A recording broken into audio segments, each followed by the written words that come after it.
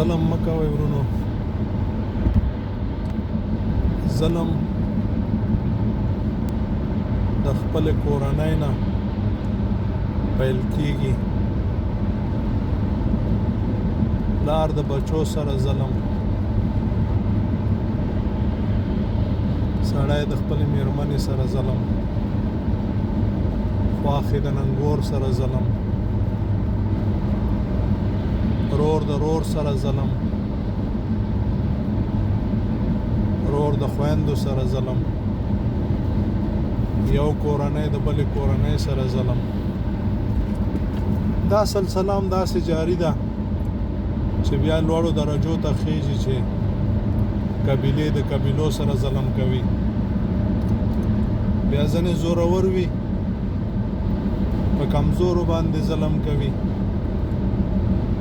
ځنې بیا په چوکیو ناست وي په ولس باندې ظلم کوي، او ځنې خو بیا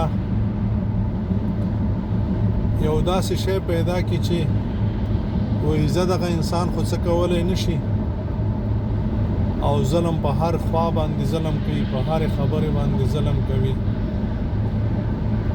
ظالم د خدای دښمن دی، او په هیر مو نشي چې څومره چې تاسو ظالمان ټکول شوي، ذلیل شوي، خوار شوي، مات شوي لیدلی دي، دا مظلومانو کړي دي.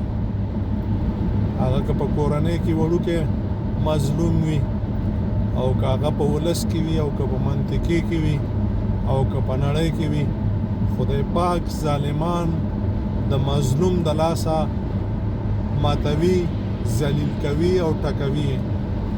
دا خو په نړۍ کې د دې ظلم بدله ده چې خدای پاک ورکوي، او د مرګ نه وروسته بیا د خدای پاک دښمني ده. نو خدای پاک چې څه کوي هغه د خدای کار دی.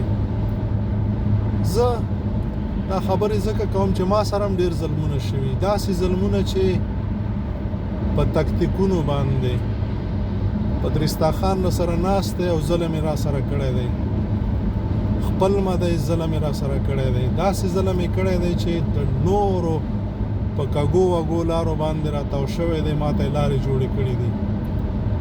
پلار یې زما کنځلی، مور یې زما کنځلی، مال یې زما خوړلی دی، په تره زامنو کې سپک کړی یم، ګرځېدلی دی په کافرو کې، په هندوانو، په سیکانو، په ټولو باندې ګرځېدلی دی چې چا د ما سره اړیکې درلودل، خو ما خدای ته سپارلی دی، ځکه چې زه مظلوم یم او خدای ته سپارم. نو ځکه د ټولو مظلومانو په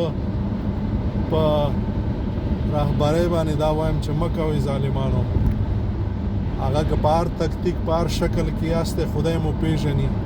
نن خو د یو 2 کلن ماشوم سره چې ظلم وکړي پوهېږي، نو تاسو د یو غاټ سړي سره چې هغه په هر څه پوهېږي ظلم کوئ کوئ کوئ کوئ، او بیا ورنه د خپل ویم تمه لرئ. السلام علیکم ورحمت